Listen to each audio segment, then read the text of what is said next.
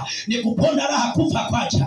Wao wakaendelea kuponda raha wakisubiri kufa kwacha. Lakini wenzao wanasema, je, hata kama utakufa utaenda wapi na ukiwa umetengenezeaje? Wao wanasema ponda raha kufa kwacha. Wenzao wanasema hapana, tunatakiwa kuendelea kunyenyekea, kwa sababu hatujui sana wakati tunaweza tukaponda raha duniani alafu tukaokosa ufalme wa mbinguni. Kwa wao wakakaa sana kwenye mapenzi ya Mungu, wakati hawa wamekaa kwenye mapenzi yao, hawa wamekaa kwenye mapenzi ya Mungu. Sikiliza mpendo wake Mungu, ninataka kukwambia Mungu aliyekuita na kujua amekuchagua katika wale 10. Uko kwenye grupu gani? Wewe unaelewa kwamba uko kwenye grupu gani? Uko hapa kwamba uko kwenye grupu la 5 wenye busara au uko kwenye grupu la wapumbavu? Wapumbavu wakiwepo ibadani hawawezi kujua wanamtumikia Mungu. Wao wanakuwa ibadani wana mambo yao, wapumbavu. Lakini hawa wenye busara na hekima wakiwepo ibadani wanasema, tumeacha muda wetu, tumeacha mipango yetu kwa sababu tumekuja kumtafuta Kristo. Kuna jambo ambalo tunahitaji kulipata. Hawafanyi ibada yoyote kwa hasara, ila wapumbavu hufanya ibada kwa hasara. Wanaweza wakaingia ndani ya kanisa lakini hawatumikii Mungu kama Mungu anavyotaka. Naomba leo hii kama mtumishi wa Bwana kwamba geuka moyo wako, toka kwenye kundi bovu. Ikiwa uliingia ndani ya madhabahu una roho namna hiyo, kwa Mungu kwenye kundi la wapumbavu, ni kuliacha linakupeleka pabaya. Njoo kwenye kundi la wale wenye busara, hao wanaosikia sauti ya Mungu, hao wanaosikia maelekezo kutoka madhabahuni, hao wanaosikia Bwana anasemaje, hao ambao wanasikia sauti ya Bwana. Hao ndio unatakiwa kukaa nao. Usikae na wapumbavu wanakuchelewesha. Ni saa ya wewe kuendelea kutafuta uso wa Mungu kwa nguvu zako zote na kwa akili zako zote. Hii ndio saa ya kumtafuta Bwana.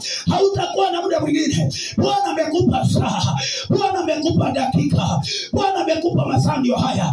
Unatumikeje mbele za Bwana? Je, upo kwenye kundi la kuponda raha na wewe kusema kufa kwacha, au upo kwenye lile la watu wenye hekima hawa wanaojijua? Upo kwenye kundi gani? Upo kwenye kundi gani? Upo kwenye kundi gani?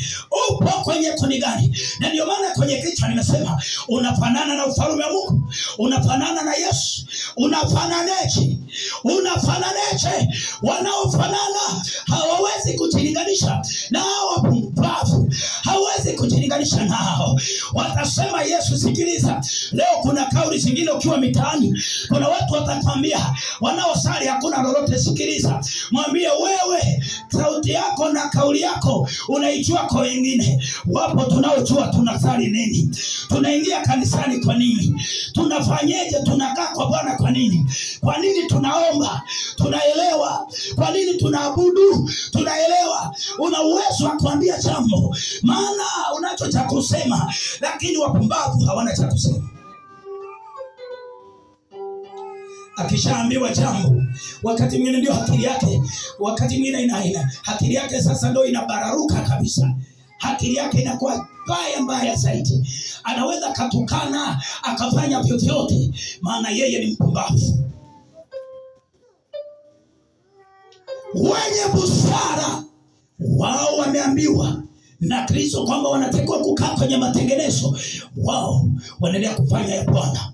Wanapofanya ya kwao ni waangalifu sana wasimkosee Mungu. Ni waangalifu sana kutembea kwenye njia za Bwana. Ni waangalifu sana kufanya ya Bwana. Mahali hapa ninatamani watu waliojikana kwamba tutatumika sawa sawa, wala hatutaangalia wapumbavu. Tutamwangalia Kristo aliyetuita.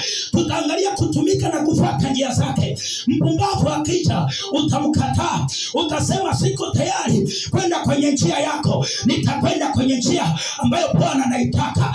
Mpumbavu asifuatwe, mfuate mwenye busara. Mwenye busara anaelewa, mwenye busara anajua, yupo tayari ya kusaidia. akusaidie. Yupo tayari kutia nguvu, yuko tayari kusogeza hatua, yuko tayari kwambia twende. Wakati umechoka, mwenye busara anakuambia nyanyuka, kuna mahali tunakwenda, tutafika. Mwenye busara anaambia acha kuchoka. Inawezekana umekutana na mambo magumu, lakini mwenye busara anasema nyanyuka, kuna mahali tunakwenda. Mwenye busara ya kutia moyo. Wakati wale wanasema mpumbavu, mwenye busara anasema sikiliza, wewe sio mpumbavu, una akili. Kinyume chake, wanaposema mpumbavu ndio mwenye akili zaidi. Kwa hiyo wanapokusema vibaya, ndipo wanamsema Kristo aliye ndani yako. Wanamsema aliye ndani yako kwamba ajidhihirishe kwa wazi. Bwana ajidhihirisha, tokea seme na wewe, akusaidie. Acha kujifananisha, wewe sio wa kawaida. Mbingu zinakuelewa, wewe sio wa kawaida. Acha kujifananisha. Mapito unayopita yasikufanye kukutoa kwenye uwepo wa Mungu wa maandalizi. Kaa kwenye maandalizi.